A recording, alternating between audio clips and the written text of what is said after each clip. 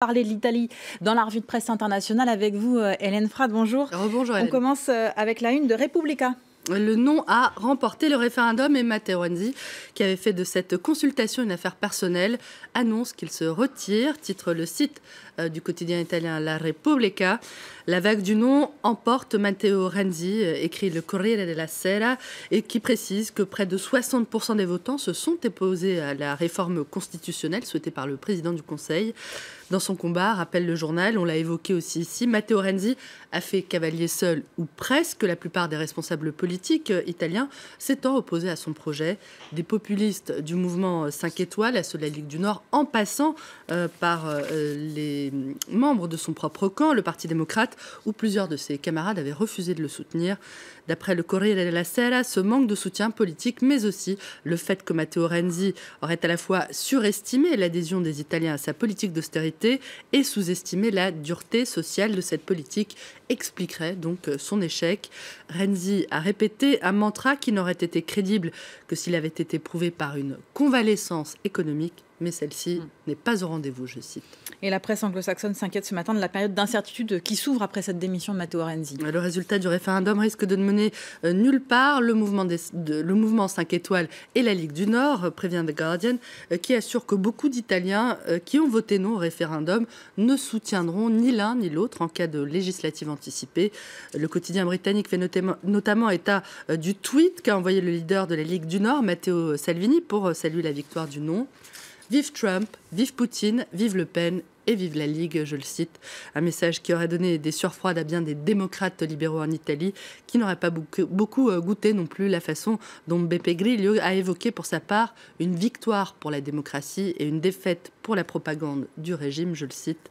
Selon The Guardian, la réaction aux propos et aux postures de la Ligue du Nord, comme du mouvement 5 étoiles, pourrait solidifier en revanche une alliance historique entre le Parti démocrate de Matteo Renzi et Forza Italia de Berlusconi, pour bloquer l'avancée des mouvements anti-establishment, je cite.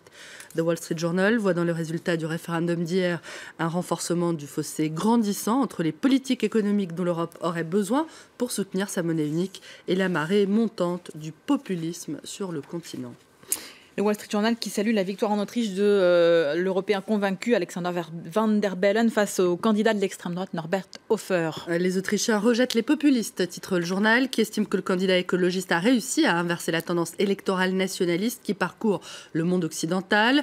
Une rare victoire pour ceux qui soutiennent l'intégration européenne et l'internationalisme libéral dans une année où le nationalisme et le populisme ont balayé l'Europe et les États-Unis. Le triomphe de Van der Bellen salue aussi Die Presse en Autriche, qui relève également que le nouveau président autrichien est finalement parvenu à survivre, je cite, à l'élection américaine. Un répit qui sera peut-être de courte durée, relève toutefois The Daily Beast, qui estime que l'élection d'Alexander Van der Bellen ne met pas un terme aux ambitions de son rival Norbert Hofer, présenté d'ailleurs comme ayant des positions très proches de celles de Donald Trump, anti-establishment, anti-immigrés, anti-réfugiés. Selon le site américain, le parti de Hofer, le FPO, garde toutes ses chances d'obtenir de très bons scores lors des prochaines régionales et des législatives de 2018. Pour finir, un mot de la victoire aux États-Unis pour les Amérindiens du Dakota du Nord, mobilisés depuis des mois contre un projet d'oléoduc sur leurs terres. Slate voit dans la décision annoncée hier du gouvernement américain de ne pas délivrer de permis pour poursuivre la construction de cet oléoduc selon le tracé prévu initialement. Une grande victoire à la fois pour les Amérindiens et les écologistes.